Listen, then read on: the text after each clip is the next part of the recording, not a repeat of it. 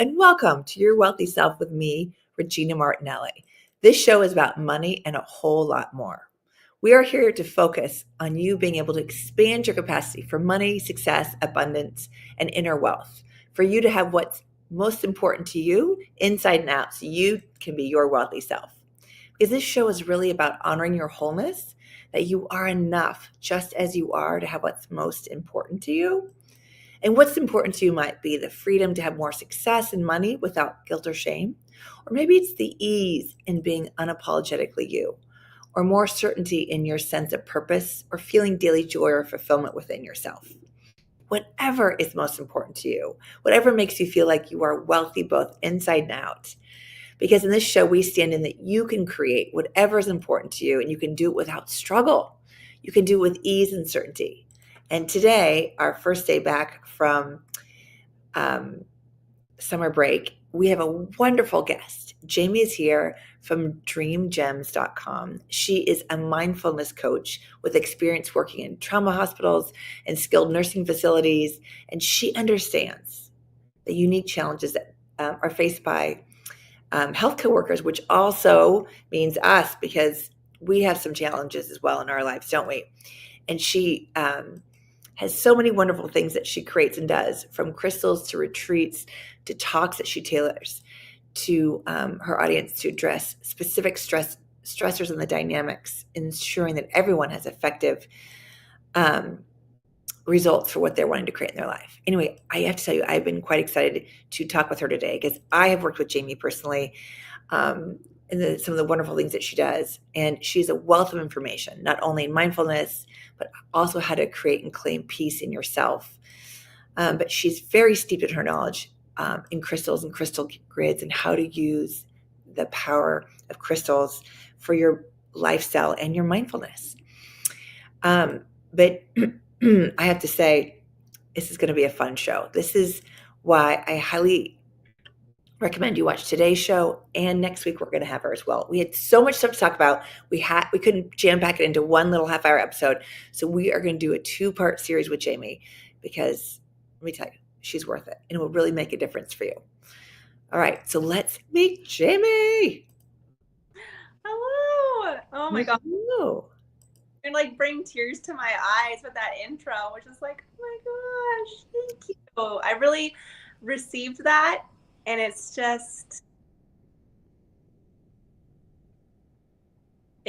really truly a blessing when you can, enjoy speaking with someone about things that just light you up inside. Oh, I'm so happy to hear that. And I just really want to thank you for taking the time to be here today, because I know you've got a busy life with wonderful things. And I don't mean busy like it's chaotic, but like you have things that you really want to be present for. So it takes energy to be present for those things. It takes energy to be present for this. And then you can be present for something else. So just really thank you for being here and sharing your wisdom and your mindfulness with all of us. Thank you. So I want to ask you kind of, first of all, because it's kind of fun to, we'll dig in a little bit to like mindfulness and lifestyle, right? So there's things that we tell ourselves about how we need to be about our life and how we need to bring our mindfulness into our lifestyle so that we're present. And then society tells us things as well about how it works. But one of the things I always love to ask my guests is, in your experience, what is the big kind of misnomer or lie that we tell ourselves or that we hear out in the world about, our mindfulness and what we should or shouldn't do? I love this question because I would say that most of the time when I talk to people about what I do, which I create mindfulness healthcare workshops, I'll hear from so many people be like, oh, I don't know how to do mindfulness. I don't know how to meditate. I'm not good at that. And it's just like this idea that you have to be good at it to do it. Like the whole purpose of mindfulness is that it's a practice. It's a practice of back to the present moment in a non-judgmental way and tuning into your body and the around you with senses to just be in the present moment, however it is. It doesn't need to be perfect. It doesn't need to feel just right. Sometimes it's just coming back into your body and acknowledging, like, wow, my shoulders are tight right now. Like, maybe take some deep breaths. Mm. And that little awareness of coming back into the present moment and realizing, like, oh, my shoulders are tight. Let me take a deep breath and roll them out and kind of release that tension that I was holding, that I was maybe totally unaware of a few minutes ago. But now that I'm aware of it in a non judgmental way, I can be like, all right, how can I support my body? How can I listen to the message that it sent me when I chose to pause and tune in? Another thing that I'll get when people will be like, oh, my shoulders are so tight, or oh, I shouldn't have done that, or I should do this differently. They get into the shoulds and the coulds and the guilt instead of being non-judgmental. My shoulders are tight, and I'm gonna. Can you speak up a little bit because it just cuts out slightly. So you said you said, oh, my shoulders are tight, so I'm going to, you said non-judgmentally, and then we missed a word or two. Yeah, just non-judgmentally, just come into the moment and just acknowledging that they're tight and seeing if you can just relax a little bit. And you don't need the story behind it. You don't need the guilt or the, oh, I need a massage or I need this. What can you give yourself in this moment to relax your shoulders just a little bit? And maybe it's only 5% more. That 5% over time does add up to 100% when you continuously come back to yourself and be like, I'm going to relax a little bit more. I'm going to take some deep breaths. I'm going to call my energy back into my body, into this moment, and realize where I'm like clinging onto tension instead of enjoying just being in this moment. And so often we'll be in moments that we are like really excited about, like you've been planning this birthday party. And then how many of us, when we're at that birthday party, we've spent like weeks preparing and we're tense because we're trying to make sure everything is just right, instead of coming into the moment and taking some deep breaths and be like, we're here. Like, this is the moment. Like, let's enjoy however it's going to unfold. It's going to unfold. And just really taking in all of the community around you and cake tastes and just really weaving our mind into what we want to see more of about that birthday party. I love that. And I also love, you said it's the choosing to pause. Because so many of us, to take that pause, some of us go like, oh God, I feel tense, or this moment, it feels anxious. And we're like, okay, let it go, let it go, let it go. And we try to kind of force ourselves or push ourselves to get to that pausing or that quiet or that reset. And that's actually antithesis of what we're trying to do. Yes. It's just accepting the moment with where you're at. And that was really hard for me to embrace. Like, that was so hard for me. Like, it took me so long to figure out how to like just check into my body and kind of just feel where it's at. Mm-hmm. Sometimes it was just like accepting, like, my shoulders are tight right now. And I'm going to take a little deep breath, and maybe I'm going to rest, or maybe I'm going to, get a hot pack for them and give them some love. Yeah. Right. Because we tend to skip over and say, I'll work with myself, I'll deal with this later. And then later never comes. And like you said, even just taking it from a, it takes it down to 5%, eventually 5% adds up to 100%. And that's true on the other side. If we don't give ourselves, if we keep just ratcheting up a little bit more, we're now then at our capacity and we're depleted and exhausted. So, in doing this, do we need to take into account like the energy that's around us, that surrounds us in our environment, and how it affects our emotional state? I mean, absolutely. I would say I have this story. So in 2019, I had a new baby at home and I went back to work as a nurse and I got injured on the job. I was like pretty much completely disabled, could barely hold my own child, was in a lot of pain, and I was at home off work. Mm. I was one of those people that I identified as a nurse. Like that was my whole persona, was I am a nurse. And so for me not to be able to get back to work and be a nurse was really hard.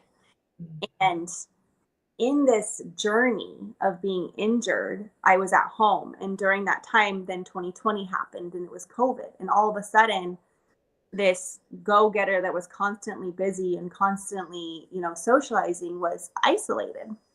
And I was in my house with my husband and my new baby. And I started realizing how my energy was different when I wasn't around the hospital, when I wasn't around my friends or my family. My energy felt like totally different because it was like the first time in my life that I wasn't around other people's energy. It's like a unique situation, right? It wasn't just like a day or two, it was like months on end. I remember one day being like, gosh, even though I'm not around other people, when I'm on my phone, I get this weird energy and I get anxious and I could feel all these feelings that I was like, gosh. So I turned my phone off for a whole weekend. It was like the first time in my entire life I had done anything like this, is sitting in my house without a phone for like 2 days. And it was the most eye-opening experience of my life. I started realizing how much other people's energy, even when they're not in my presence, Mm. affecting my emotional state, but like my physical body and, the things I talked about and everything, because we get so wrapped up in other people's stories and other people's energy. And so through that, I really started realizing the importance of our own energy and coming back to our own energy and realizing, what's mine and what's somebody else's, because Mm. I've felt this before where I've gotten really angry and I don't know why I'm angry. Yeah. There's like a big dragon in my chest right now. And I don't really have anything to be angry about. But then the more I started realizing, it was like, oh, that I picked up that anger, that energy from somebody else in a different conversation. And because it wasn't my anger, I couldn't fix it, couldn't change it. And I couldn't even like analyze why I was angry until I realized what had happened. And I have this thing where I like release other people's energy, release anyone else's energy that I picked up today. I send it back to love. And I call my energy back into my body. And, I might say that a few times, and all of a sudden I can feel the energy shift in my body. Mm. All of a sudden, I'm back more into like where I was at. Mm. Started realizing that I can't control other people's energy, right? Or emotions. And that started really bothering me because I was like, oh no, every time I leave my house, I'm surrounded by all of this unknown energy. And especially during the time of 2020, anytime you left the house, there was so much anxiety, there Mm. was fear. And it got to the point where it's like, okay, I'd rather be in the house than go out there because I don't want to feed into that fear and that anger and the judgment that everyone was really. And before that, I hated being at home alone. Like I was the least mindful person you could ever meet. I was like, don't leave me at home for one day. Like I leave the house sick. Like I cannot stay put. And so like it taught me to be totally different than I'd ever been before. And all of a sudden I went from like never wanting to be home, always on vacation or working, to like, I just want to sit in my safe, calm little cave and not get into anybody else's fear base and guilt and frustration. And so it took me down this huge path. And at the time I was injured. And so I was in a lot of pain. And it's really hard to be in the moment when you're in pain. And Yeah. it's nice when you're in pain. Mhm. Body hurts and it hurts and you're irritable and you can't really make it go away. You just kind of have to accept where you're at in that moment. And with that, I started learning about mindfulness. Mhm. Started reading some awesome books and some podcasts. You recorded on phone a few years for, when we're camping. Oh yes, I did use my phone when I was camping. This is my son Mason. Hi, Mason. Good to see you. Yes, he's talking about when I was on my phone when I was camping once. You only want when we're at Coins Lake. We never. I wasn't on my phone. You're never on your phone. So we just got back from a camping trip, and there's very limited cell phone service there. So I take it as like a full advantage of like I'm going to turn off my phone and not use it. So we just got back from camping, and we That bubble comes from. like I was off my phone for 5 days, and so was my husband, and we got to be very present. How good it felt. We've been 7. You were there for 7 days? Yeah. Yes, he stayed for 7 days. I stayed for 5 because I had to come back to work. For 2 days. And it was amazing how different life felt when we weren't constantly attached to our phones. Not that we're super attached to our phones, but you get a text message and someone's asking you about something in the future, or oh, can you do this to me on this day, or do you want to go do this? And what that does is it draws you out of that present moment of that. And it's super convenient and it's great and it has a time and a place. But I believe we all need those moments in life where you check out of else that's not in your immediate circle and just like really enjoy the present moment. And so, yes, thanks for reminding me. We just had a beautiful, mindful camping trip of just enjoying the people in front of us. Quite a lot of years we've been doing it. Yeah, quite a lot of years we've been. Yeah, and there's something too. I find a lot of times people, they think that they are taking a moment for themselves by playing a game on their phone. Right. And it's not the same because we weren't. If you go back thousands of years, we weren't designed with this kind of technology and light and this kind of stimulation so concentrated and so saturated on our brains. We're used to taking the subtleties of the smell of the weather, like when there's electricity in the air, oh, there's a storm brewing, or oh, the wind is a little bit chillier, oh, summer's starting to end, fall is approaching. Like we're used to these subtleties versus a phone or computer is so saturated with sound, color, and information that it's not the place I would suggest, at least for me, to go to have your in the moment experience. And it's so easy. Like I find myself like if I come back from home from work and it's been a stressful day, I want to like get on Instagram and just like scroll. And like there's just so much information and it's kind of like numbing, your mind and everything. And it's almost like a way of checking out, like disassociating for like how you feel in the moment. Because when you're on like social media, you're getting into everybody else's stories, and that like almost takes you like on a different like emotional train, if it makes any sense. It does. It's like that's what also streaming movies is. Like we want to hear a story, we want to go experience someone else's joy and pain and laughter. But there's something about that with that, you're right, it's a checking out and it feels still good because we've checked out of our anxiety. But in case you can speak to the difference between that, in your own experience for yourself versus being really present in the moment. I would say that like for me, if I come home and I start checking out, like I'm on social media, and then my husband walks in and goes, "Hey, hon, you don't want to come do this with me?" And it's funny because when you're on your phone, no, I want to do this. And then you get that pause of, oh my gosh, should I just respond in that way? A way to connect with someone in person over scrolling and like making connections online. And I've caught myself doing this so many times, and I almost get like angry inside of like, why would I do such a thing? And then it's just more of a pausing and giving myself some grace and realizing that our phones are highly addictive and built to be highly addictive. And so instead of getting frustrated at myself, I'm allowed to have a hard moment. And it's not so much about not having those hard moments. It's about how you pause and you're like, okay, how would I like to rekindle this? How would I like to come back to, oh, hey, like, I'm sorry earlier I was on my phone and you asked if I wanted to connect, and I said no. Yeah. I was on my phone because I was like scrolling, and I just wanted to sit there and do it. And like I was in that zone, and then I tend to come out of it, and then I go and make connections with my family, and oh my God, it feels so different, you know.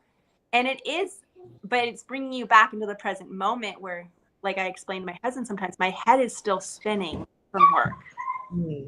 Work, and I help people really hard moments, and they have a lot of energy and emotion, you know, around what's happening. And a lot of times when I work, we didn't come to a conclusion. You know, it wasn't like the end of the movie. It's like the climax of the movie, and you have to walk away because it's the end of the day. And you may or may not come back to finish that story, or I might get a different assignment the next day. Yeah. My mind, I'm still like, I would like to solve this mystery. It's like learning, how can I actually let that go of like, that was where I was at earlier, and that person's story is going to be with them now, and now I'm going to come back into my body, and I'm going to enjoy presence. And a practice, because I mean, I've been at this for a couple of years now, and it's still a practice of pulling myself back into the present moment. Like, oh, I'm catching myself starting to dissociate. You know, I'm catching myself wanting to check out. Yeah. Instead of connect. Yes. Moment. Thank you. Gosh, it's so important. I just want to underscore it and highlight it everywhere I can, because what would you say to someone who wants to put that phone down, but when they do, they've been so conditioned to be, you know, entranced by it and seduced by it. I don't want to say addicted, but it is that. To go through those feelings of, I set it down, but I should pick it up, but I set it down, but I want to pick it up. Like, what would you do in that moment if that was you? So like I do have those moments where like I'll set an intention where I'm not going to go on Instagram for the rest of the day. And like subconsciously, I don't know how it happens, but the phone ends up in your hand because you're setting a timer, or you're, you know, doing something else that, you know, you actually do need to use your phone for these days. And all of a sudden, like the Instagram app is open, like before I even know what happened. And it's of like awareness of, oh, we said we weren't going to do that, and getting off of it. Normally, if I've stepped over that boundary once or twice, and I'm like, okay, it's time to delete the app. So I'll delete the app, and I'll keep it off my phone either the rest of the night or the next 2 or 3 days, because I realized that like at this point, like this isn't like a conscious getting back on it. Like this is like subconsciously my brain is like grabbing at it and guiding me back to that pathway when I consciously was like, I don't want to do that today. I would like to check into my present life. Yes. Oh, that's so great. That is so great. We could all use that. And it is like getting back to the present of your life and these people you surrounded yourself with, you know, and the things you surrounded yourself with, and what we put into our body, what we breathe, and what we consume. It really does make a difference. Any last words, Jamie, as we end? For all of you watching, we're ending our first part. We're going to have a second part, because you can tell we've got so much to dig into. I've only asked her like 2 questions, and I had like 15 prepared, maybe 2. But still, it's like we barely, you know, scratched the surface. So we'll have a second episode right after this. But for you all, it'll be for next week. So any last words, Jamie, before we close up this segment? I think that the most important thing about mindfulness that I've learned is the pause. I often put my hand on my heart to make that connection, and sending myself some love and grace, you know, in whatever moment that might be popping up where I'm like, oh, I shouldn't, you know, or, and I'm going to send myself some love and grace so that I can start to really nurture myself, so that I can start being like, okay, like I see you, and we're going to make this change, you know, because shaming yourself isn't going to change it. But when you can give yourself a little bit more love and nurture, like, I hear you, honey, we got this. We're going to keep trying over and over again until we get it. So, way for mindfulness and love for self. Yeah, and have some grace, because, you know, we're human. Thank you, Jamie. Thank you so much. So if you got anything out of today's show, please share it. there's enough fear in the world. Let's create more joy. I want to help you get the support you're seeking. Let me know what questions you have or topics you'd like us to tackle by emailing my team at yourwealthyself@e360tvlive.com.